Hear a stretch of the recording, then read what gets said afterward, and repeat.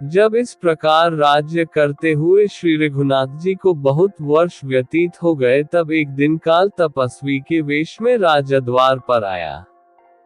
उसने संदेश भिजवाया कि मैं महर्षि अतिबल का दूत हूँ और अत्यंत आवश्यक कार्य से श्री रामचंद्र जी से मिलना चाहता हूँ। संदेश पाकर राजचंद्र जी ने उसे तत्काल बुला भेजा। काल के उपस्थित होने पर श्री राम ने उन्हें सत्कार पूर्वक यथोचित आसन दिया और महर्षि अतिबल का संदेश सुनाने का आग्रह किया। ये सुनकर मुनिवेशधारी काल ने कहा, ये बात अत्यंत गोपनीय है। यहाँ हम दोनों के अतिरिक्त कोई तीसरा व्यक्ति नहीं रहना चाहिए। मैं आपको इसी शर्त पर उनका संदेश दे सकता हूँ कि यदि बातचीत के समय कोई व्यक्ति आ जाए तो आप उसका वध कर देंगे। श्री राम ने काल की बात मानकर लक्ष्मण से कहा, तुम इस समय द्वारपाल को विदा कर दो और स्वयं ड्योढ़ी पर जाकर खड़े हो जाओ। ध्यान रहे, इन मुनि के जाने तक कोई यहाँ आने न पाए। जो भी आएगा मेरे द्वारा मारा जाएगा।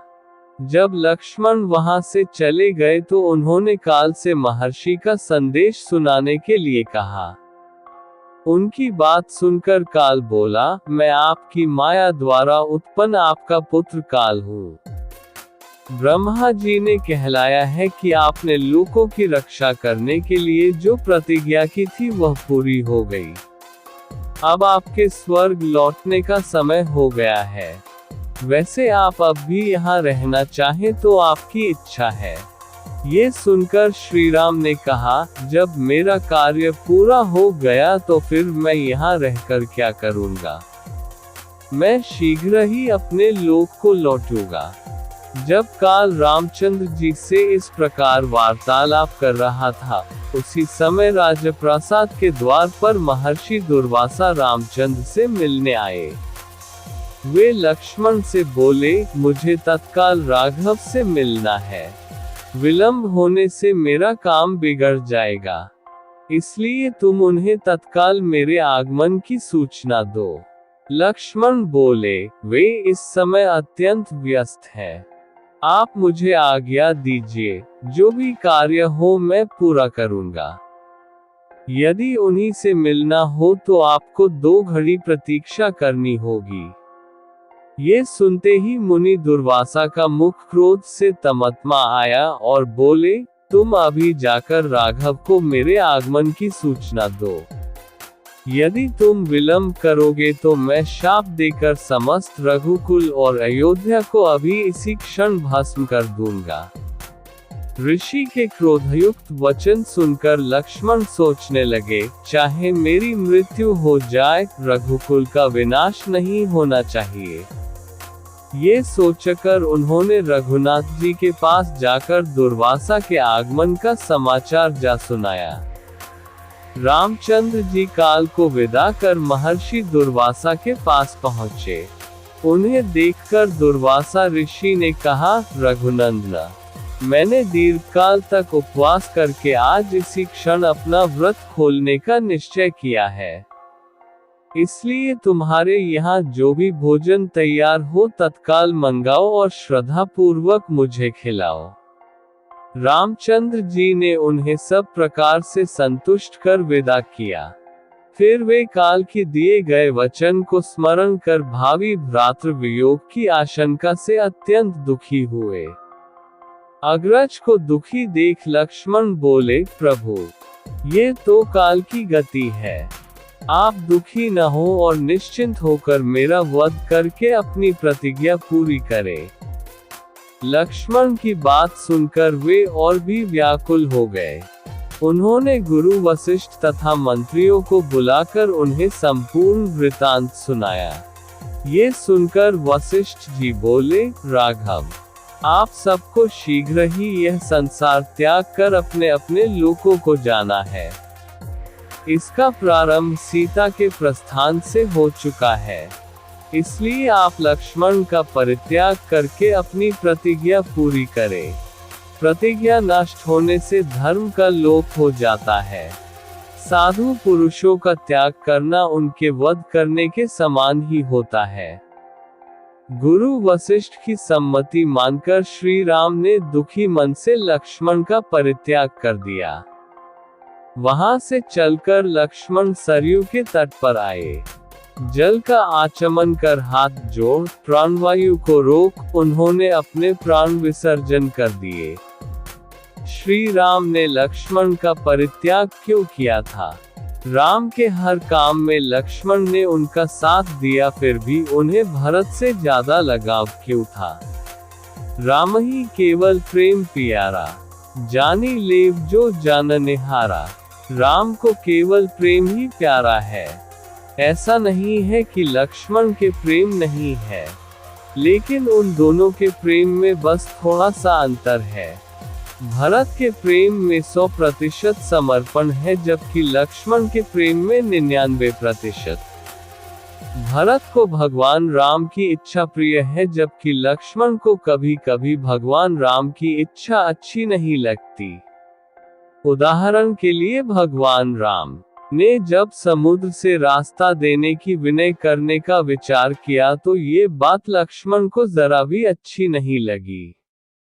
जबकि भरत जब भगवान राम को मनाने के लिए गए तो देवताओं को डर लगा कि ऐसा न हो भरत का कहना मानकर लौट जाए, लेकिन किसी ने कहा कि आप भरत को नहीं जानते, भरत वही करेंगे जो भगवान राम आज्ञा देंगे।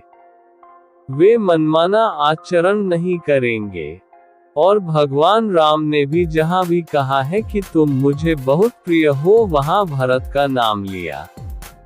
तुम मम प्रिय भरत ही सम भाई। ये प्रमाण स्वयं भगवान राम का दिया हुआ है। और कहा गया है कि भरत सम भाई हुए हैं न हो ही गे। रामचरितमानस में भरत जी का प्रसंग जितना लंबा है वह भी भरत के प्रति गोस्वामी जी का प्रेम बताता है। और भरत की महिमा अपार है, इसका उदाहरण देखिए। भरत महामहिमा जल राशि, मुनि मति ठाद तीर अबलासी। भरत ने अपनी माँ का भी सारा दोष अपने ऊपर ले लिया और उनका समर्पण देखिए। मोरे सरन राम की पन्ही, राम सुस्वामी दोष सब जनही। भगवान श्री राम ने लक्ष्मण का त्याग क्यों कर दिया? श्री राम ने तपस्या करते हुए शंभूक का वध क्यों किया था? युद्ध क्षेत्र से किस राक्षस ने श्री राम जी और लक्ष्मण जी का सोते हुए हरण कर लिया था? क्या श्री राम जी ने रावण का दाह संस्कार अपने हाथों से किया था? लक्ष्मण के किस अपराध के कारण राम जी को उसका परित्याग करना पड़ा था?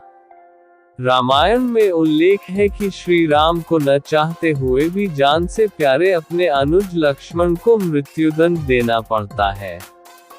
आइए जानते हैं, आखिर क्यों भगवान राम को लक्ष्मण को मृत्युदंड देना पड़ा। ये घटना उस वक्त की है जब श्री राम लंका विजय करके अयोध्या लौट आते हैं और अयोध्या के राजा बन जाते हैं। एक दिन यम देवता कोई महत्वपूर्ण चर्चा करने श्री राम के पास आते हैं। चर्चा प्रारंभ करने से पूर्व वो भगवान राम से कहते हैं कि आप जो भी प्रतिज्ञा करते हो उससे पूर्ण करते हो। मैं भी आपसे एक वचन मांगता हूँ कि जब तक मेरे और आपके बीच वार्तालाप चले तो हमारे बीच कोई नहीं आएगा, और जो आएगा उसको आपको मृत्युदंड देना पड़ेगा। भगवान आपको बता दे कि जब भगवान श्री राम अयोध्या के राजा बने तब एक दिन काल तपस्वी का रूप धारण कर अयोध्या आया। आपको बता दे कि काल ने श्री राम से एकांत में बात करने की इच्छा जताई और कहा कि कोई हम दोनों को देख लेगा तो मारा जाएगा। भगवान राम ने काल को वादा किया कि कोई भी अंदर नहीं आएगा। इसके बाद उन्होंने लक्ष्मण को दरवाजे पर पहरा देने के लिए कहा। भगवान राम काल से बात कर ही रहे थे कि तभी वहां दुर्वासा मुनि आ गए। वो श्री राम से मिलना चाहते थे, लेकिन लक्ष्मण ने उन्हें कहा कि आपको जो भी काम है आप मुझसे कह दे, मैं वो काम पूरा करने का प्रयास करूंगा। इतना सुनते ही दुर्वासा मुनि क्रोध में आ गए और उन्होंने कहा कि तुमने मेरे बारे में जाकर राम को नहीं बताया तो मैं तुम्हारे पूरे राज्य को श्राप दे दूंगा। धर्म संकट में फंसे लक्ष्मण ने अपने प्राणों की परवाह न करते हुए पूरी प्रजा के बारे में सोचा और अंदर जाने का फैसला किया और श्री राम कक्ष में चले गए। इसके बाद श्री राम ने मुनि दुर्वासा का आदर सत्कार और बाद में उन्हें काल को दिया अपना वचन याद आया, तब वो दुविधा में पड़ गए। ऐसे में भगवान राम ने अपने गुरु वशिष्ठ का स्मरण किया और कोई रास्ता दिखाने को कहा। तब उनके गुरु ने कहा कि तुम लक्ष्मण का त्याग कर दो, क्योंकि किसी का त्याग उसके वध के समान होता है। ऐसे में त्याग करना ही बेहतर होगा। जब ये बात लक्ष्मण को पता चली तब उन्होंने भगवान राम से कहा कि आप मेरा त्याग करने से अच्छा मेरा वध कर दो, लेकिन श्री राम ने फिर भी उनकी त्याग कर दिया। आखिर राम ने अपनी जान से प्यारे भाई लक्ष्मण को मृत्युदंड क्यों दिया? लक्ष्मण अपने भाई के वचन को पूरा करने के लिए सरयू नदी के पास गए थे और अपना जीवन त्याग दिए थे। जैसा कि लक्ष्मण शेषनाग के अवतार थे, जिस पर भगवान विष्णु विश्राम करते हैं, लक्ष्मण के लिए राम से पहले मरना जरूरी था, ताकि जब राम अपना जीवन त्याग दे और विष्णु के रूप में वैकुंठ लौट आए, तो उनका विश्राम शैया पहले से ही तैयार हो। राम ने सीता का त्याग क्यों किया? क्या भगवान श्री राम ने हनुमान जी का वध किया था? राम जी को कौन अधिक प्रिय थे, लक्ष्मण या भरत? उस गुप्तचर का नाम क्या था जिसके कहने पर श्री राम ने सीता जी का परित्याग कर दिया? श्री राम जी के भाई लक्ष्मण के पुत्रों का नाम क्या था? आखिर राम ने अपनी जान से प्यारे भाई लक्ष्मण को मृत्युदंड क्यों दिया? यमराज के कहने पर श्री राम की किस गलती के कारण लक्ष्मण को अपने प्राण त्यागने पड़े थे? जब भी दो भाइयों की जोड़ी की बात आती है तो सबसे पहले तो हम सबकी जुबान पर बस एक ही नाम आता है और वो नाम है भगवान श्री राम और लक्ष्मण का नाम। प्रभु श्री राम और लक्ष्मण जी के बारे में कई सारे बातें और घटनाएं आती है जो हमारे दिलों में उनके लिए सम्मान पैदा कर देती है, लेकिन इस जोड़ी का अंत बड़ा ही दुखद है, जिसके बारे में आपको मालूम जरूर होना चाहिए। ये तब की बात है जब भगवान राम अपना वनवास पूरा करके लौट आए थे और जब वो अयोध्या से ही हर जगह का राजकाज संभालने लगे थे। सब कुछ बहुत ही अच्छा चल रहा था और लोगों के बीच उनकी एक अच्छी छवि बन चुकी थी। ऐसे में एक दिन श्री राम से कुछ वार्तालाप करने के लिए यम खुद आए, तो दोनों बातें करने के लिए एक कुटिया में चले गए जहां पर बाहर लक्ष्मण तैनात रहे। उनसे कहा गया कि अंदर किसी को भी आने ना दे और ये एक राजा का आदेश भी तो था। लक्ष्मण बाहर खड़े थे और तभी दुर्वासा ऋषि वहां आए और राम से मिलने के लिए अंदर जाने लगे। तभी अचानक से लक्ष्मण ने उन्हें रोक लिया, तो गुस्से में दुर्वासा ऋषि ने अयोध्या को ही श्राप देने की चेतावनी दे डाली। इस धर्म संकट में फंसकर लक्ष्मण ने श्री राम की यम से वार्ता में विघ्न डाल उन्हें सूचना दी, और ऐसे में जब बात यहाँ तक आ गई तो एक राजा के वचन के अनुसार उन्हें लक्ष्मण को दंड तो देना ही था, लेकिन वो लक्ष्मण को कभी भी मृत्यु दंड नहीं दे सकते थे। ऐसी स्थिति में दुर्वासा ऋषि ने उन्हें बताया कि अगर वो लक्ष्मण का त्याग कर दे तो ये मृत्यु के समान ही होगा, और इसलिए राम ने लक्ष्मण का त्याग कर दिया। अब ऐसी स्थिति में लक्ष्मण दिन ब दिन व्यथित रहने लगे, क्योंकि उनकी जान तो अपने बड़े भैया में ही बसी रहती थी, और ऐसी स्थिति में लक्ष्मण ने पास की नदी सरयू में जल समाधि ले ली और प्राण त्याग दिए। दो भाइयों के प्रेम की इस कहानी को अगर आज देश के बच्चों में फैलाया जाए तो वो लोग भी उन्हीं की तरह बनेंगे, लेकिन वो संस्कार तो मानो खो ही चुके हैं। ये कथा रामायण के उत्तरकांड से है, जो श्री राम के जीवन के अंतिम समय का वर्णन करती है। इस प्रसंग में काल तपस्वी का वेश धारण कर रामचंद्र जी के पास आता है और उन्हें स्वर्ग लौटने का संदेश देता है। काल उनसे ये शर्त रखता है कि जब तक वह संदेश सुनाएगा, कोई तीसरा व्यक्ति नहीं आना चाहिए, और अगर कोई आता है तो उसकी मृत्यु निश्चित है। श्री राम इस शर्त को स्वीकार करते हैं और लक्ष्मण को द्वारपाल बनाकर किसी को भी अंदर न आने देने का आदेश देते हैं। इस दौरान महर्षि दुर्वासा रामचंद्र जी से मिलने आते हैं और लक्ष्मण से तुरंत संदेश देने की मांग करते हैं।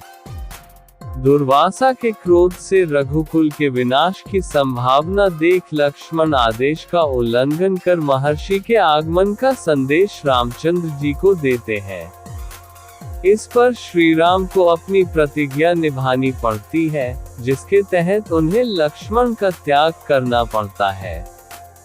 अंत में लक्ष्मण सरयू नदी के तट पर जाकर जल का आचमन कर अपने प्राण त्याग देते हैं। ये कथा कर्तव्य, त्याग और नियति के सिद्धांतों को दर्शाती है, जो रामायण के मुख्य आदर्शों में से एक है।